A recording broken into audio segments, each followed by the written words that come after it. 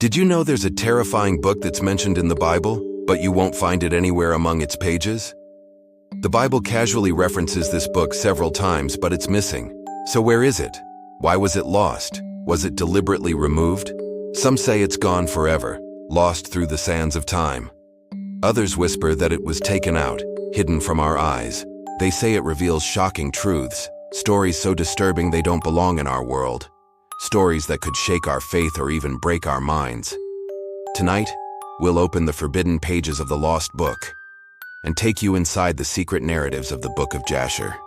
Before we begin, make sure to hit subscribe so you won't miss more amazing videos like this one.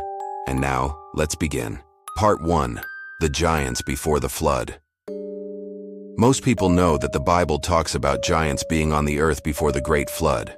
But what most don't realize is that the Book of Jasher goes into way more detail. And what it says will absolutely shock you. It says that these weren't just really tall people. These were actual monsters. It says that they were born from the union of fallen angels and human women. According to Jasher, these giants didn't just hunt animals. They went after humans, devouring them alive. They cut open their victims and drank their blood. They ruled the earth with terror, and everyone lived in fear. This horrifying description of rampant violence may help us understand why God flooded the whole earth. The Bible is pretty brief on this subject, but Jasher paints a nightmarish picture in full color. Part 2. The Tower of Babel's Dark Curse. The story of the Tower of Babel is usually told as a straightforward narrative about people getting their languages all mixed up. But Jasher says there's much more to it. It says that those building the tower wanted to fight God himself. They wanted to reach heaven and wage war against the divine. When God stopped them by confusing their languages, he did much more than that. Jasher claims that God cursed them. He twisted their bodies, changed their forms, and turned them into scary monsters. Imagine if when God confused your language, he also transformed you into some kind of beast. This is the terrifying image that Jasher gives us. Part 3. The Sorcery of Egypt.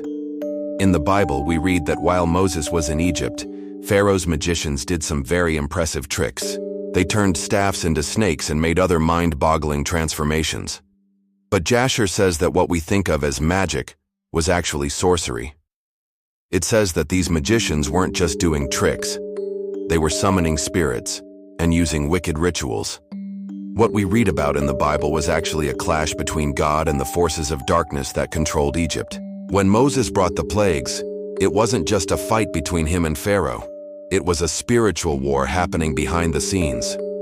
Part 4. The Horrors of Sodom. The story of Sodom and Gomorrah is one of the most well-known stories in the Bible. We know that these cities were destroyed because they were wicked, but Jasher takes us behind the scenes and reveals just how terrible these cities were. It says that the people hunted down strangers just for fun. They tied up the poor and smeared them with honey. Then they left them in the sun to be eaten alive by insects. They made laws that protected evil and made fun of anyone who was good. Sodom was not just a city full of sinners. It was a place of violence, cruelty, and unimaginable wickedness. No wonder God destroyed it with fire from heaven. So why is the Book of Jasher not in the Bible?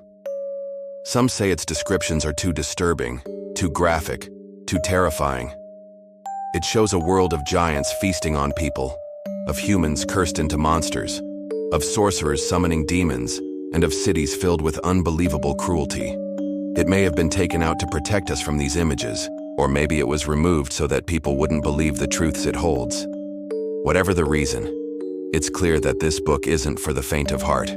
Are you brave enough to face the shadows of our past?